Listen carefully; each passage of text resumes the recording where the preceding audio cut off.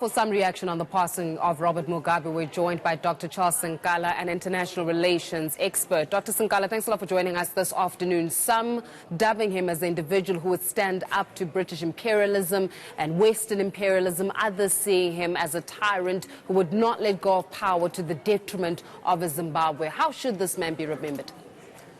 It's quite unfortunate, former President Robert Mugabe, he did his part, to liberate his people.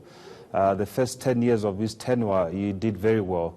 During that time, he had some agreements with the colonial project, which were, at that time, they were benefiting from Zimbabwe. And when he started trying to change that, he has given the colonizers what they needed at that time, they started turning against him. In 2000, they started actually attacking the economy. So, one thing people must understand, he was a president, but he was working with a lot of people. And the leadership, actually, they need support. And this post-colonial project, which has been around for many years in Africa, has never left Africa. And, he was used as a pawn. And one can sadly see from the time he made his resignation from the party that he was very traumatized and though almost falling off from his chair. But you could see that a president who was in power for almost 40 years, and he was asking for his terminal benefits, disputing of the 10 million they offered him.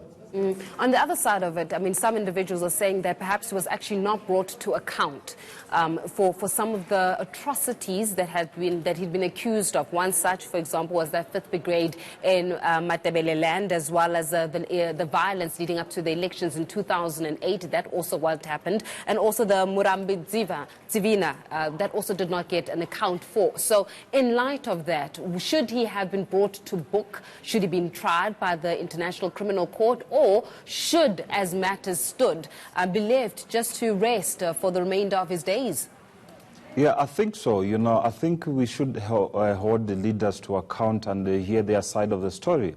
Because at this stage now, we only classify him as a bad leader who killed some people and who damaged or collapsed his economy, but we haven't heard a story from him of what exactly happened during his tenure as president of Zimbabwe. I mean, at one stage, I think during his tenure, he actually condemned the Western countries, of trying to involve themselves in the governance of Zimbabwe in particular, but he had very little support or no support from regional bodies or even the continental bodies, to stand as united Africans, to support one common goal.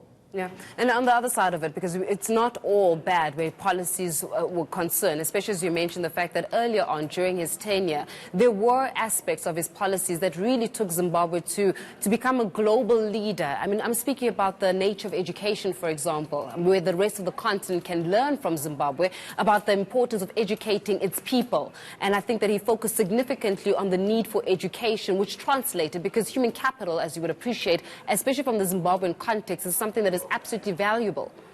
Yes, definitely. As much as people would expect him to be a saint, or a messiah sent by God, he had also his own challenges. He built Zimbabwe out of nothing, like you've mentioned, the education system still to date, if they have kept those systems, is still the best education they have in Zimbabwe. But except, the sabotage of leaders who are in power, after refusing to succumb to white monopoly capital or the colonizers, leads to destruction of these leaders. I thought Mugabe was a bad leader, but when I had to do some investigations, I come to realize, or certain people, society, agree with me that we must also accept that there's sabotage from other people who are benefiting from the cry of the poor. Yeah. And, this is what has been speculated in the media. You could hear what other people from Zimbabwe, they also have a very different perception regarding him, that he actually physically collapsed the country, which is not true. I mean, if he was given an opportunity to exculpate himself of the situation and the challenges he was facing as a leader, that should have been a good platform to actually even control or administer the problems going forward, because you can see around Africa, each and every leader who leaves office is attacked and is persuaded. Al-Bashir is in custody at the moment, has been refused a bail. So all those things has to be put into consideration, that we do not have bad leadership in Africa, but we have systems which create bad leadership to actually use people or leaders as pawn to benefit for themselves. Dr. Charles, I'm going to continue this conversation because we've got Peter Fabricius from the Institute of Security Studies as well. We'll be going into just the intricacies of the leadership of Robert Mugabe.